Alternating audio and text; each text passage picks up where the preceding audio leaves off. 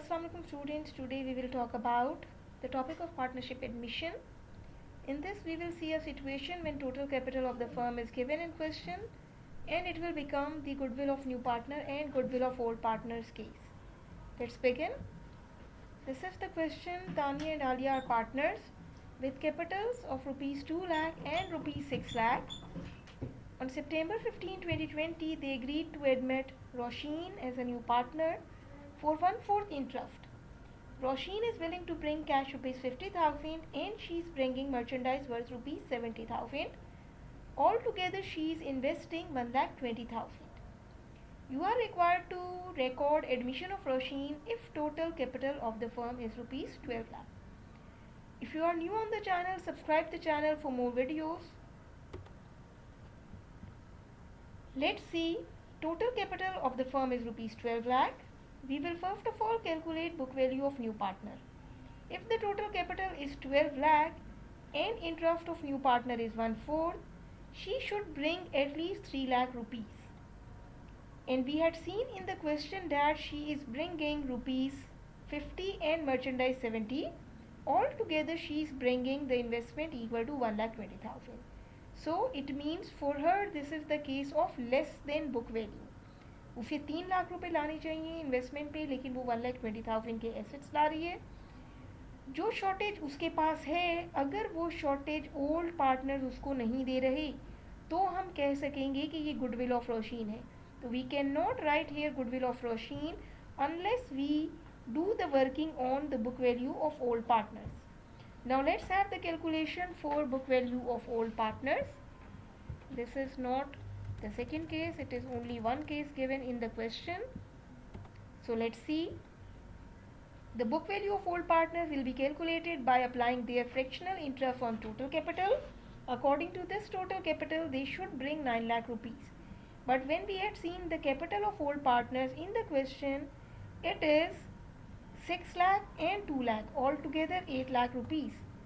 So 9 lakh they should bring, but they are bringing only 8 lakh. 9 lakh लेकर आनी चाहिए, लेकिन वो सिर्फ 8 लाख रुपीस लेकर आ रहे हैं. इनके पास भी 1 लाख की शॉर्टेज है. अगर यहाँ न्यू पार्टनर एक्सेस अमाउंट ला रहा होता तो हम कहते हैं वो बोनस टू ओल्ड पार्टनर्स है. अगर उसके पास शॉर्टेज है और यहाँ पे ओल्ड पार्टनर्स एक्सेस अमाउंट ला रहे होते तो हम कहते हैं कि ये बोनस है जो वो न्यू पार्टनर को दे रहे हैं. लेकिन यहाँ पे भी शॉर्टेज है, यहाँ पे भी शॉर्टेज है. दोनों जगह ओल्ड पार्टनर और न्यू पार्टनर की इन्वेस्टमेंट उनकी रिक्वायर्ड अमाउंट या बुक वैल्यू से कम है. और जब भी ये शॉर्टेज है, इसको हम ऐसा इंटेंजिबल एसेट कंसिडर करेंगे जो हमें नज़र नहीं आ रहा और जो रिकॉर्डेड नहीं है. तो अगर ओल्ड पार्टनर्स के पास कोई एक्सेस अमाउंट नहीं है जो वो एज बोनस न्यू को दे रहे हों, या न्यू के पास भी कोई एक्सेस अमाउंट नहीं है जो वो ओल्ड को दे रहे हों, तो हम इन शॉर्टेजेस को उन पार्टनर्स की गुडविल के तौर पे रिकॉर्ड करेंगे. तो this 180 is the intangible asset brought by new partner Roshin, and this 1 lakh is the old partner's goodwill or old partner's intangible asset which is not yet recorded by them. So we can consider this case as goodwill of old partners and goodwill of new partner. दोनों old और new partners की goodwill का case है, क्योंकि total capital firm का given है और हमें आइडेंटिफाई करना है कि कौन सी सिचुएशन बन रही है. So let's now see the recording of new partner admission and the goodwill of old partners. जब भी ओल्ड पार्टनर्स की गुडविल होगी उसमें उनमें हमें डिस्ट्रीब्यूट करनी होगी, और न्यू पार्टनर अपने साथ जो एसेट्स ला रहा है और जो गुडविल एज एन एसेट ला रही है तो उसे हमें रिकॉर्ड करना होगा अपनी जर्नल एंट्री में. Let's see. आइडेंटिफाई हमने कर लिया कि this is the case of goodwill of old partners and goodwill of new partner. As I told you, we can not do the identification. हम यहाँ पे नहीं लिख सकते गुडविल ऑफ रोशीन. हम यहाँ तक आके इस अमाउंट पे रुक जाएंगे जब तक हम ये सारी कैलकुलेशंस ना कर लें और हम ये ना देख लें कि क्या ओल्ड पार्टनर्स के पास कुछ एक्सेस है या नहीं.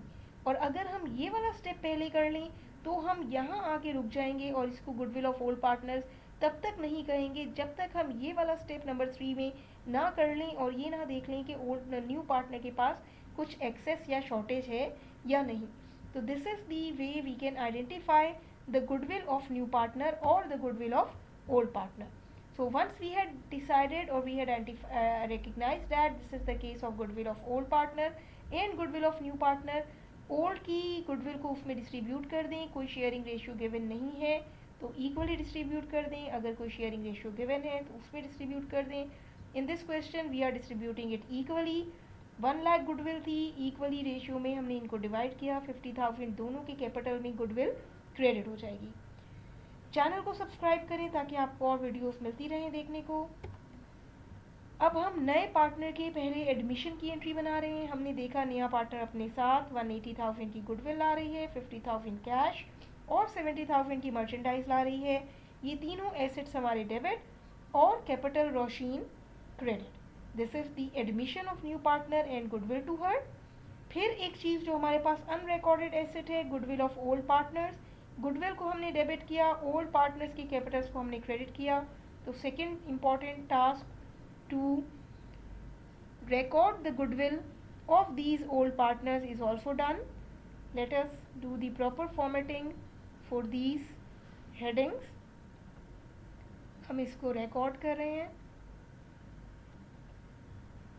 तो this is the way how we can